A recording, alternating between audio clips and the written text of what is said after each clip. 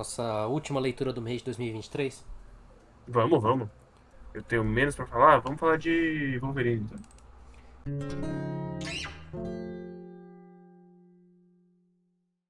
Wolverine. Você vê que os caras eles se fazem de hipster, mas eles vêm aqui falar de filme da Marvel. Exatamente. Talvez o mangá mais hipster que eu li esse mês seja um quadrinho da Marvel perdido do começo dos anos 2000, feito pelo Rei. De fato. Ele nem aparece na list, então. Cacete. Onde você leu isso aí? Eu comprei. Saiu no Brasil? Saiu pela Recentemente? Panini. Aham, eu comprei na CCXP. Caralho. Mas ele Então, saiu deixa eu como pegar aqui. mangá ou como quadrinho? Eu não sei, eu comprei na Panini. Eu olhei na Panini e falei, pô, então. Ele é Pô, velho, então. ele é. Deixa eu Tá. pegar. Peraí, deixa eu achar um lugar onde eu vou achar essa informação. Eu não tô com ele na minha mão. Então, Wolverine Snicket é uma tentativa da Marvel de 2003 de trazer uns autores mais alternativos. Entre eles foram atrás do Nihei. Para quem não sabe, nessa época, Stone Hay tinha feito basicamente só o Blame. Ele não tinha feito a segunda série dele, que é o Biomega ainda. Aí eles foram lá, bateram na porta dele e falaram: pô, Nihei, a gente gosta do seu estilo, faz uma história aí pra nós. E aí ele fez um quadrinho de um volume, cinco edições. Saiu o primeiro serializado, e aí, esse ano, acho, a Marvel encadernou, nunca tinha sido encadernado. E aí a Panini foi lá, lavou o dinheiro dela e trouxe para o Brasil também para vender 5 cópias. Boa. E o que é esse mangá? Esse mangá, a gente tá lá com o nosso Wolverino gigante, e aí de repente aparece uma mutante do futuro e fala: preciso de você para salvar o mundo. E faz ele viajar para o futuro, onde máquinas bioorgânicas feitas de um vírus para matar mutante viraram os robôs bizarros. E não existe mais mutante porque todos morreram. E assim, se você já leu o mangá do Nihei, você Ouvindo. sabe. Ah, Ouvindo você descrever, faz até sentido o Nihei se interessar por uma história dos X-Men? faz. Tem muita história dos X-Men que tem uma vibe do Nihei, apesar de ser mais, sei lá, ser o Chris Claremont escrevendo. Uhum. Tem muito esse bagulho de caralho. Inventamos essa coisa aqui pra matar os mutantes e de repente fudeu o futuro. Tem, sei lá, uns 5, 6 arcos de história que são esses. Uhum. E aí ele fez o dele. E ele é um quadrinho inteiramente colorido, com umas cor bem anos 2000. Como vocês podem ver o vídeo aí. E o quadrinho ele é todo esses tons, assim. Mamãe descobriu o computador, que é uma coisa bem nihê dessa época. É só olhar as capas de Blame. As capas mais feias já feitas na história. E é uma história basicamente ação. Você vai ver o Wolverino matando máquinas gigantescas. E não é uma história de, meu Deus, esses personagens. É uma história de clima e de ação. Eu acho interessante porque alguém em 2003 pegou um autor underground japonês e falou: porra, vamos botar ele na Marvel aqui. Nunca saiu nada dele no país, mas vamos botar ele na Marvel aqui. Acho maneira a ideia, mas, nossa, uma história do Nihei que eu preciso ler? É uma história bem qualquer coisa. É um Nihei bem Nihei. Se você nunca leu nada do Nihei, não comece por aqui. Se você já leu tudo do Nihei, pode ser uma adição legal. Mas é isso. Ele é um volume só? É um volume só, assim. Cinco edições americanas, tá, dá tipo 120 páginas, 150 por aí. Não dá nem 200. Não dá nem um tanto. Ah, saquei. Vou ler não, pra ser bem honesto. Você já não leu as coisas boas do Nihei, pô? Não vai, não é fácil. Eu li a Bara já, nem vem. E eu li um volume de Blame. Algum dia eu leio o resto. Vamos lá então, tem uma pequena coincidência nos nossos mangás esse mês, guerreiro. Ah, Porque eu vou falar sobre um mangá chamado Harem End, do nosso queridíssimo Shintaro Kado.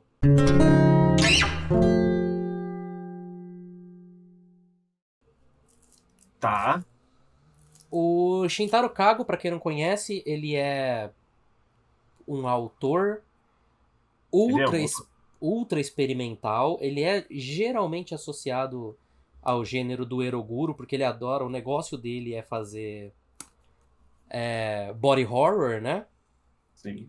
Mas o Shintaro Kago, ele sempre foi, dentro dos gêneros que colocam ele, primariamente um autor de comédia. É o limite da comédia, do humor mórbido que você consegue chegar. Uhum. Mas todos os mangás dele são mangás de comédia, né? E ele é um autor que é um caso curioso, porque eu li alguns mangás dele, eu li vários one-shots dele, e ele é um dos meus autores favoritos, apesar de eu nunca ter lido um negócio do Shintaro Kago que eu cheguei e falei, porra, isso aqui foi muito bom. Esse negócio do Shintaro Kago foi muito bom. Porque, apesar de eu achar ele um quadrinista único, um quadrinista muito a mais, e um ilustrador incrível, assim, as artes do Shintaro Kago são todas maravilhosas. Maravilhosas.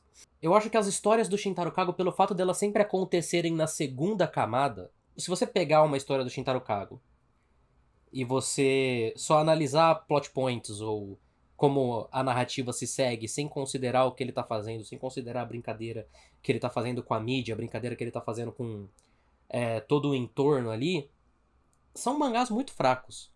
Porque ele Sim. nunca se preocupa com isso. É a Não. última das preocupações dele, né? Eu acho que o que mais se aproxima dessa preocupação é o Fractions, que vai sair esse ano aqui. Eu Eu acho não li muito bom. ainda. Eu não li ainda. Esse é muito bom. Mas enfim, o que, que é o Aren End? Ele é uma história sobre um grupo. Assim, eu vou descrever o primeiro capítulo. Tem um cara, do nada, ele esbarra com uma menina, aí a menina fala: ah, não, deixa eu te ajudar, não sei o que e tal. Ela vai pra casa do cara. Aí ele tá lá, bate outra menina na porta dele, como se já conhecesse ele. Discussão, discussão, ela fica na casa do cara. E aí vai chegando mais e mais meninas na casa do cara. E aí o cara fica tipo, porra, não sei o que e tal, né? Tô tendo que lidar com um monte de coisa aqui, tem um monte de menina que eu não conheço aqui, finge que me conhece, não sei o que e tal. Mas lentamente ele vai se aquecendo a ideia de que, tipo, pô, tem um monte de menina em volta de mim, né? Não sei o que. E aí o cara morre. Uhum. As meninas matam o cara porque elas fazem parte de um grupo de, entre muitas aspas, meninas mágicas que estão aí pra ir atrás de caras ou infiéis ou caras ruins, uns boy lixo, pra se aproximar e matar dele. Simultaneamente, tem um novo estúdio de anime que faz anime ultra experimental, que o negócio deles eles chamam mulheres pra fazer uma audição como se fossem fazer um voz para um anime. Elas sugam todo o sangue da mulher e transformam ela numa boneca. E aí eles animam como se fosse uma boneca. É um volume, novamente, sendo um mangá do Shintaro Kago, pouquíssimo importa a história de fato. Até porque, nesse mangá especificamente, é a grande tese do Shintaro Kago, num argumento meio boomer e meio autorzão experimental de... A gente chegou num ponto em que, principalmente a indústria de anime, tá num lugar muito merda, né? Tudo é pastiche de tudo. Tudo é a mesma coisa requentada 1000 vezes.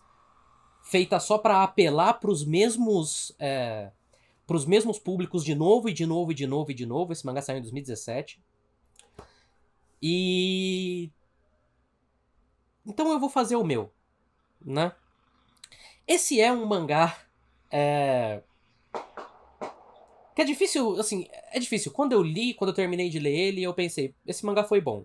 Depois eu pensei mais e eu pensei, não, esse mangá é muito bom. Hoje eu tô naquela de, esse mangá ele é bom, não sei se ele é muito bom, enfim. Porque é difícil entender exatamente o que o Shintaro Kago quer com essa história, pra além de fazer um pastiche de todas as coisas. Tem referência muito direta a Madoka no negócio. tem referência a homúnculos, tem uma personagem que o negócio dela é que ela é uma psicopata, então ela se inspira muito em mangás de psicopata, ela faz um name drop de homúnculos no meio do mangá, né? E elas são as heroínas e os caras que fazem os animes são os caras do mal, porque, né? Eles são basicamente. Então, aí é que tá, aí é que é foda. Porque o mangá enquadra eles como, para além de filhos da puta, eles enquadram eles como tipo, não, esse é um negócio absolutamente inassistível de tão experimental. Da hora. Então, eu fico pensando o quão também o Shintaro Kago ele se coloca na posição desses caras. Até porque o Shintaro Kago, ele, né, o negócio dele, as artes dele principalmente, todas as mais famosas pelo menos, são de meninas colegiais com um body horror muito extremo, assim. Menina colegial com metade da cabeça pra fora e você vendo os órgãos dentro, menina colegial com a barriga aberta, esse tipo de coisa. E os caras, eles são, né, o mangá coloca nas costas dele uma carga de misoginia muito forte, né?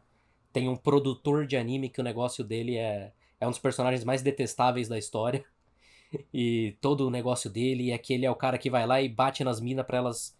Pra ele levar ela pra sugarem o sangue delas, enfim. Então eu não entendo exatamente também, tipo, eu fico pensando muito em o quão isso tem uma própria carga do Shintaro Kago. Porque esse mangá também tem muito do Shintaro Kago. Não tanto refletindo quanto comentando, tipo, porra, esses caras da indústria de anime, eles odeiam mulher. Então, por que que eu nunca tive um mangá, sendo que o meu mangá seria. Eu nunca tive um anime, sendo que os meus animes eles seriam a coisa perfeita pra esse tipo de galera gostar, sabe?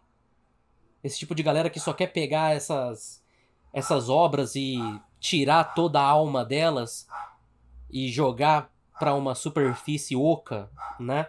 É um mangá bem divertido de se ler, principalmente quando você vai considerando todas essas coisas, apesar de que a narrativa dele também não é lá grandes coisas assim, né? Por mais que o Shintaro Kago esteja fazendo coisas de Shintaro Kago aqui que são sempre muito interessantes, a maneira como ele brinca com a quadrinização, a maneira como ele comenta de uma maneira ultra metalinguística sobre o mangá que ele está escrevendo, no fim das contas não é uma leitura que vai mudar a sua vida. Apesar disso, é um mangá que eu gostei bastante. O Você gostou final. bastante de ver adolescente morrendo. Eu gostei bastante de ver as adolescentes morrendo, confesso. É um mangá que o final dele, assim, as últimas, sei lá, 2, 3 páginas, eu gargalhei muito forte. Sem dar muito spoiler, o final desse mangá é o Shintaro Kago se vendendo pra ter um anime. Que é Entendo. possivelmente a coisa mais engraçada que o Shintaro Kago poderia fazer, ponto, assim. É um bom mangá, é um muito bom mangá. Mas, de novo, assim, eu continuo com essa noção. O Shintaro Kago continua sendo um dos meus autores favoritos, apesar de eu nunca ter lido nada excelente dele. Nada que me impacte nele mesmo. Isso é Haren End, um mangá que não foi publicado em lugar nenhum, eu acho. Eu não consegui encontrar onde ele foi publicado no Japão. Ah, foi no coração dos verdadeiros fãs. Enfim. E recomendo muito que vocês vejam o canal do YouTube do Shintaro Kago, porque ele faz animações e todas as animações são engraçadas pra caralho. São animações Ele tipo. faz no Instagram dele também. Faz no Instagram também. São animações tipo 10 segundos, todas são engraçadas pra caralho. Você quer seguir com o seu, Naquele tipo então? de humor. Não, Podemos não, fazer. o tipo de humor Shintaro Kago, né? Essas imagens que vocês estão vendo na tela, elas são de um mangá de comédia, tá, gente? Não esqueça. Então, continuando na linha, vamos pra Grande Invasão Mongol.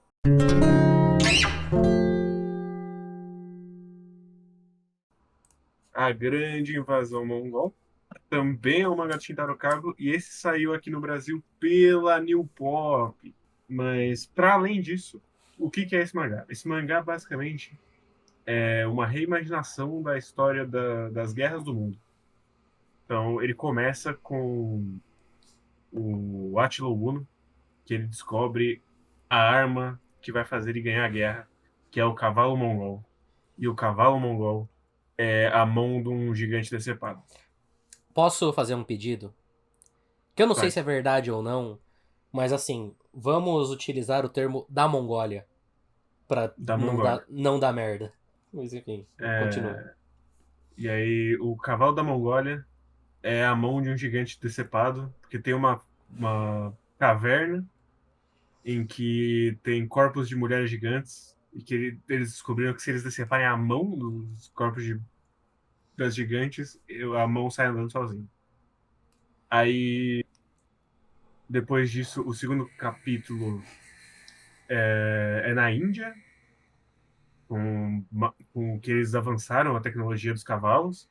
Aí depois disso a gente tem um capítulo do Vasco da Gama indo fazer a primeira dobra da Boa Esperança para pegar as especiarias na Índia. E aí o que ele traz de volta para a Europa, e por isso a Europa se desenvolve, é o cavalo, que é a mão, né? Uhum. E aí para você entender como o humor é um humor refinado, assim. Então a parada do Vasco da Gama é que ele não consegue andar de barco, apesar dele ser o Vasco da Gama. Porque ele fica muito enjoado. Então, em dado momento, ele fala com o vômito. Então, o diálogo dele é ele escrevendo no vômito de tanto que ele tá vomitando. É um mangá bem adulto. Eu tava rindo muito nesse momento. E o outro problema dele é que ele tem muita fimose. Só que aí ele descobre, na volta, quando eles estão perdidos no mar, que ele consegue armazenar água na fimose dele. E é por isso que ninguém morre desidratado. Eles bebem a água da fimose do Vasco da Gama. Mas o que é esse mangá? Esse mangá, ele basicamente vai ser... Ele vai usar os cavalos como o petróleo ou qualquer forma de energia. Ele vai trocar tudo pelos cavalos e vai avançar no tempo e mostrar como o desenvolvimento da tecnologia ele é feito mais para a gente se destruir do que para a melhora da civilização humana. E aí ele vai basicamente fazer essa jornada até a Segunda Guerra Mundial, que vai ser o último capítulo, quando os nazistas são derrotados e isso é muito bom, exceto que aí a gente vai ter um problema ainda maior, porque ninguém venceu os nazistas porque os nazistas eram filho da puta, né? Porque se tem uma coisa que o Shintaro Kago ele é bem pessimista com a visão da humanidade dele. Sim. É uma leitura bem boa, assim. A arte dele tá muito, muito boa, porque esse mangá ele é bem mais recente. Esse é um dos mais recentes dele. Shintaro é uma versão mais cômica e gibizeira do Aronofsky, não tem absolutamente nada, nada, nada a ver um com o outro. Fora Nada. todas as diferenças, não sobra nada. Mas é isso aí. É o mangá de 2013. Então ele já é o Shintaro Kago que todos conhecemos e poucos amamos. Mas A aqui a gente edição da ama. New... Acho que a gente ama. A edição da New Pop, então, aí que tem a pica, né? É, então. E eu recomendo vocês lerem esse mangá? Sim. Eu recomendo vocês comprarem esse mangá? Não. Por quê? Porque eu fui ler esse mangá e aí eu tava lendo, passa um capítulo, passa outro. Aquela revisão de texto ok, né? Passa um erro aqui, passa um erro ali. É um português meio estranho, mas até aí tudo bem. Aí eu cheguei lá pelo capítulo 5 e aí o Thomas Edison ele vai fazer a descoberta dele de como procriar os cavalos. E aí eu viro a página e tem uma página do capítulo 1. E eu olhei, porra, é essa? Não é possível que alguém cometeu um erro desse. E Sendo um aí eu mangá do terminei a Shintaro história. Kago, você até considera, tipo, será que ele só meteu uma página do capítulo 1 aqui? Foda-se. E foda-se, sim. Aí eu pensei, às vezes foi isso, né? Terminei a história. Aí eu fui lá, abri o Mangadex, olhei a versão pirata e tinha a página normal. Não tinha uma página repetida. Então, a gigantesca New Pop numa revisão maravilhosa, porque a página que tá faltando é uma página de revelação. Não é uma página qualquer. Perdeu uma página. E não é tipo, imprimiu um caderno errado dentro do meu mangá, porque eu vi 20 páginas erradas, e vem só uma. Então eu imagino que o esquadro dele está errado no começo. Alguém deu um Ctrl+C, Ctrl+V que não viu e imprimiu uma página repetida. E perdeu uma página no lugar. Ainda bem que não perdeu duas, porque aí ia quebrar o esquadro de todo o resto do mangá. Aí eu fui no Twitter, perguntei, porque ninguém falou disso, o que significa que esse mangá vendeu muito, ou quem compra não leu. Uhum. E aí eu vi que todas as outras pessoas que comentaram no meu post falaram: eu vi também, mas eu achei que era da história. Então, todas as cópias desse mangá estão faltando uma página pelo menos a primeira tiragem, que vai ser a única tiragem desse mangá. Não comprem esse mangá. Ele tem escambom, pelo menos? Tem. Em Tá. inglês. Ah, eu Português eu não vou. sei. Eu vou ler em scan, então. Pensei em comprar ele, mas. Comprar coisa da Nepop, qualquer coisa da Nepop, você fica meio três pés atrás, né? É, sim. É isso, grandiosa New Pop. É, pelo menos eu agradeço que eles fazem uns vídeos teaser aí do mangá, então não preciso procurar muito. Mas é isso, de A Grande Invasão Mongol. Vou ler. Continuando na linha de nossos autores favoritos, eu tenho aqui Heroes do Inio Asano.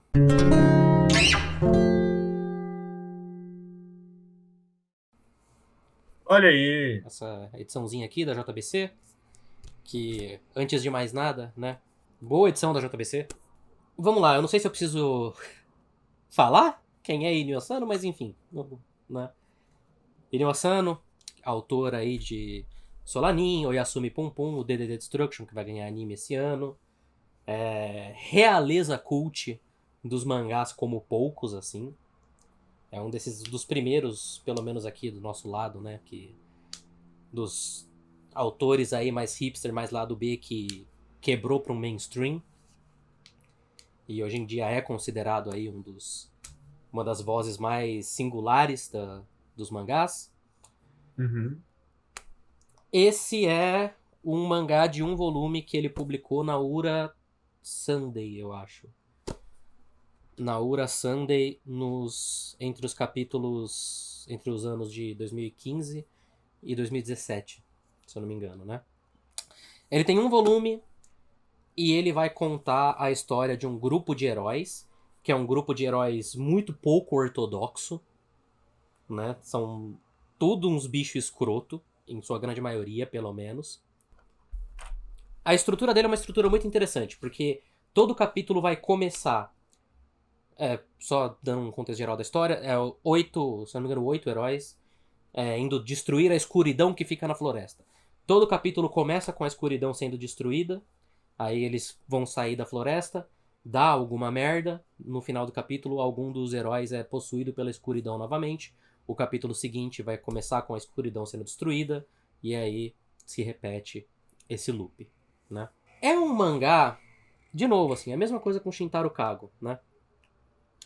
Eu não sei exatamente até que ponto eu absorvi tudo que o Asano queria que eu absorvesse desse mangá, porque, num geral, assim, né, o que eu tiro dessa história é uma meditação do Asano em cima dos problemas, né, de comunicação da sociedade e como a sociedade trilhou por um caminho que fez com que cada vez mais a gente considere coisas, questões como preto e branco, sendo que a humanidade por si só, né, viver e ser uma pessoa por si só já é uma coisa muito cinza. Então, né, você tem os heróis e você tem a escuridão e na verdade não existe isso, né? Todo mundo é mais complexo do que isso. Uhum. E por uns 7 ou 8 capítulos é uma leitura muito interessante. É uma leitura muito boa. Muito engraçada também. O Asano ele tem um senso de humor. Nesse mangá especificamente, ele tá mais naquela vibe dele do DDD, por exemplo, né? Que é um humor bem mais físico, é um humor até quase infantil, mas que funciona. Tem um capítulo que ele só muda o design de todos os personagens. Eles foram afligidos por uma maldição e todos os personagens estão com o design mudados. Aí tem um bicho escroto que ele vira uma menina muito bonita. E aí eles ficam meio, pô, mas será que a gente muda de volta? Porque a menina tá tão bonita, sabe? Esse tipo de Entendi. coisa. Uhum. Esse tipo de coisa, enfim. Mas, né? É talvez um dos mangás mais pessimistas também do Asano. Porque mesmo outros mangás dele, como por exemplo o Yasumi Pum Pum ou o Solanin, eles são mangás que eles trazem consigo uma carga emocional muito forte. Ao longo da leitura, eles são mangás que eles exigem muito emocionalmente de você. E Sim. eles têm um peso O Pum Pum, especificamente, ele tem até um peso muito nihilista por boa parte. Mas o Asano nunca termina um mangá numa nota pessimista, de fato, né? Os mangás dele sempre terminam com aquela, tipo, porra, a vida é uma merda, mas a gente continua, né? A gente consegue encontrar coisas boas. Esse termina mais ou menos diferente. Ele termina numa dessas, tipo, não é assim que funciona, né? Esse tipo de pensamento não leva pra lugar nenhum. E o meu grande problema com isso é que eu acho que a discussão acaba ficando muito simples, em certo ponto, né? Ainda é um mangá muito bom porque o Asano ele é muito bom ele é muito bom quadrinista, a arte do mangá é linda, ele é todo colorido, igual vocês estão vendo aí, ele é colorido é, monotom, né? Ele é preto, branco e vermelho. Muito Uhum. bonita, e a edição da JBC tá muito boa também, a impressão tá muito boa. Então dá pra você realmente absorver bastante da arte dele. Existe, né, um motivo pelo qual ele escolhe especificamente o vermelho, né, para além da impressão. E mas eu Ele acho é petista. exatamente, camarada Asano. Mas eu não sei, chega um ponto da história em que ela dá uma virada, lá nos últimos 2 capítulos mais ou menos, né? E eu sinto que é meio bobo até a maneira como ele usa esses 2 últimos capítulos só pra realmente parar e te explicar a história que ele tá fazendo. Tipo, caso você não tenha entendido até aqui, essa história é sobre isso. E é um discurso até meio bobo da maneira como ele coloca, sabe? Não é Uhum. nem que eu acho que ele pensa essas coisas de uma forma simples ou de uma forma rasa, mas a maneira como ele coloca é uma coisa muito boba e é uma coisa que, sabe? Eu sei que ele consegue mais do que isso, né? Esse parece ter sido um mangá que ele fez meio que de descarrego mesmo, enquanto ele estava publicando, né, o DDD Destruction, que com certeza era a prioridade dele ali nessa época. Mas no fim das contas, assim, é um mangá que eu gostei bem, mas eu acho que, sabe, tem vários momentos ali principalmente no final, em que dá pra você ver que o Asano ele não pensou essa história da maneira como a gente geralmente espera que uma história do Asano vai ser entregue, sabe? É muito mais. Também existe um componente dele brincando com gênero e brincando com o que você espera de uma história de heróis, né? Mas é um lugar que termina de mais de uma maneira aí, com um gosto meio amargo na boca pra mim. Não precisava terminar dessa forma, sabe? Principalmente de um autor Uhum. que eu particularmente sei que ele pode muito, muito, muito mais. Então, esse é Heroes. Ainda assim recomendo, obviamente. Como eu disse, tem 7, 8 capítulos nele que são excelentes, a arte dele tá excelente. E tem uma coisa que eu acho muito interessante que ele vai fazendo. É uma coisa que me lembra até um pouco o Bokurano. Hum. Ele vai Que, matando os bonecos? sim, ele vai matando cada boneco, um boneco por capítulo, geralmente, ou dois até. Mas toda a página inicial, né, toda a capa de capítulo, é essa mesma capa do mangá que tá aí. Só que aí ele vai tirando os bonecos. E o cenário vai ficando cada vez mais manchado, né? Então, é uma coisinha simples assim, mas que eu acho muito, muito bem pensada da parte dele. O Asano, ele é um autor muito bom, né? Por mais que eu não acabe amando tudo que ele faz, ele é um autor muito bom. Então, é isto. É isto? Esse eu tenho interesse. E a Helena tem o volume. O Lenny. Leia que é uma leitura fácil também, eu li numa só. Vamos pro seu último. Vamos pro último da noite, que é a parte um na verdade. Eu não li todo. Que é Noragami.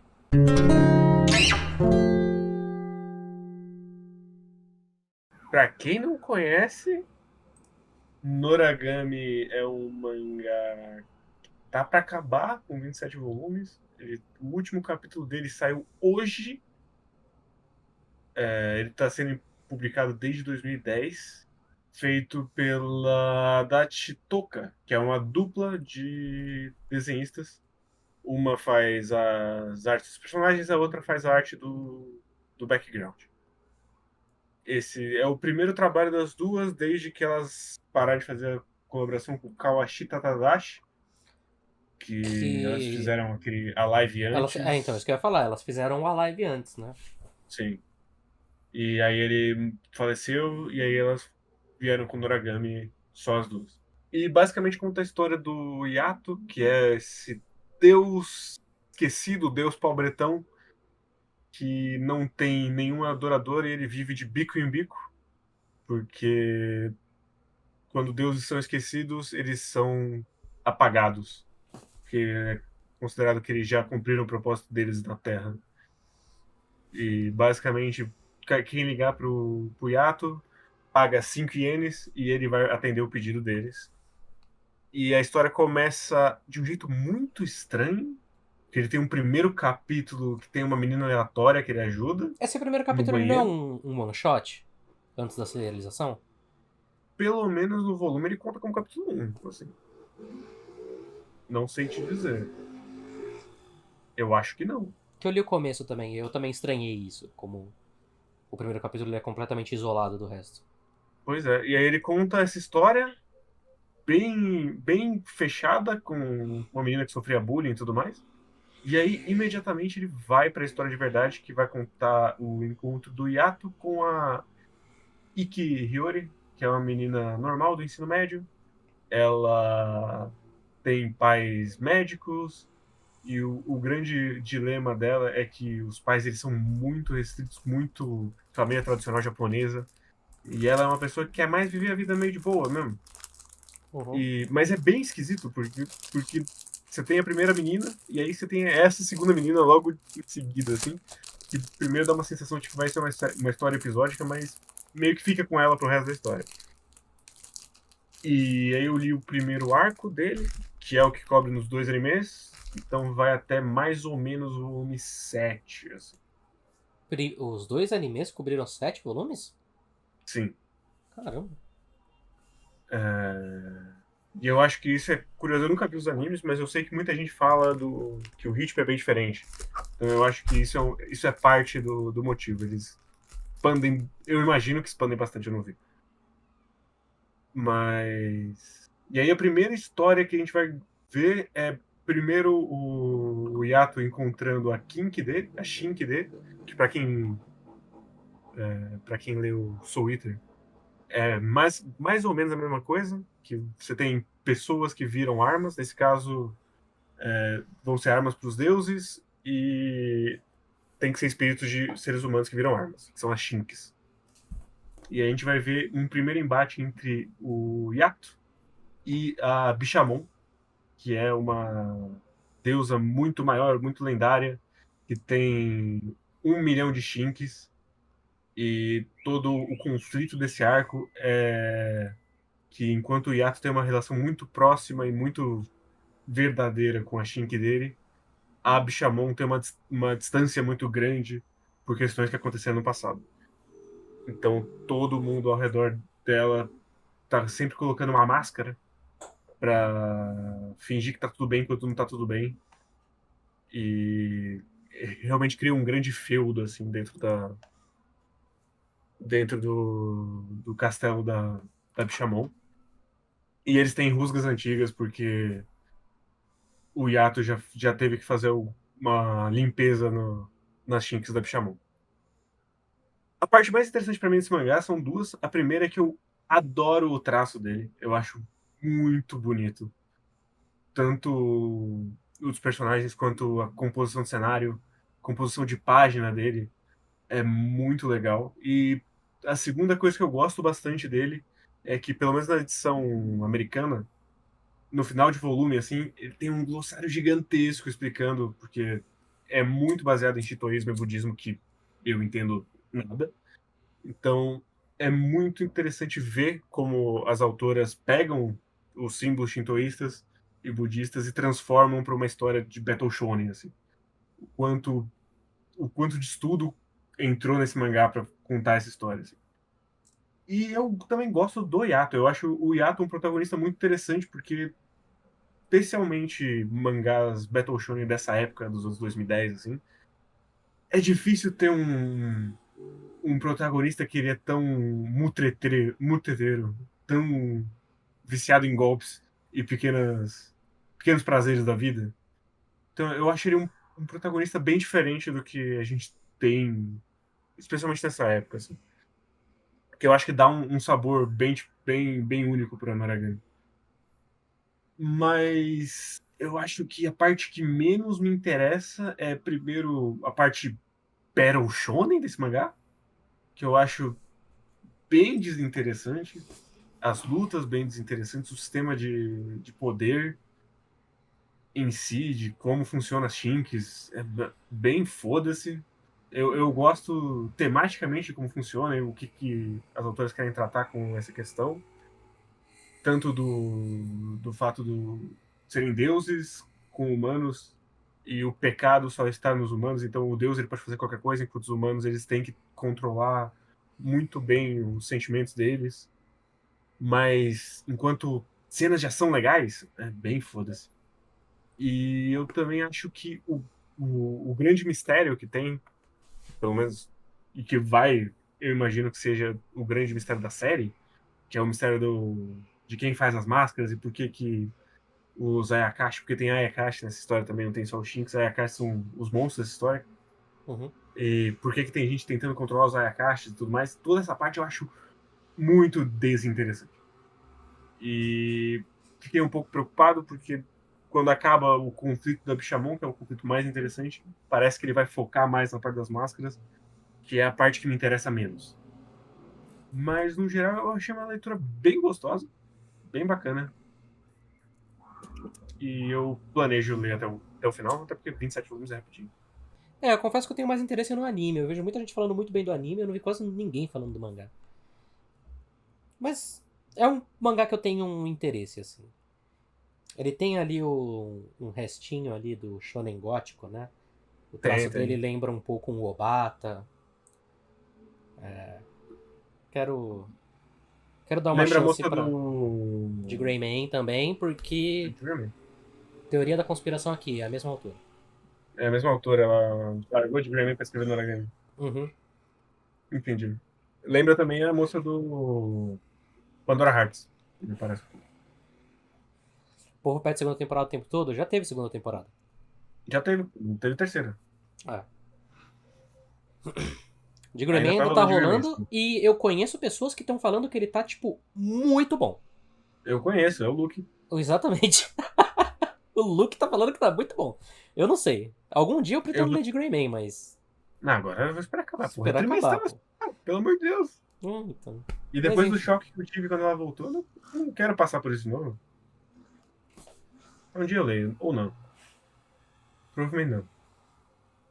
Mas enfim, esses são as nossas leituras de dezembro. Antes da gente cortar o vídeo aqui, um aviso para vocês da live e para quem tá vendo no YouTube. A partir do mês que vem, a gente vai comentar junto com as leituras do mês, a gente vai fazer as leituras do mês normal. Acabou leituras do mês? 5 volumes de Hajime no Ippo por mês para membros. Uhum. Para membros. Então, se você tá vendo no YouTube e ainda não é membro, R$ 2 por mês, você vai conseguir ver a gente comentando Hajime. O Hit tá lendo o livro do Araki, o Hit tá lendo Kagurabachi. E a gente tá planejando alguns outros conteúdinhos aí, assim, aqui e ali, para membros, né? Então, Ou esteja na live. ou esteja na live, né? A gente faz essas lives geralmente na primeiro final de semana, segundo final de semana de cada mês. Então, colhem aí com a gente que eu estou muito, muito, muito empolgado. Já comecei, já.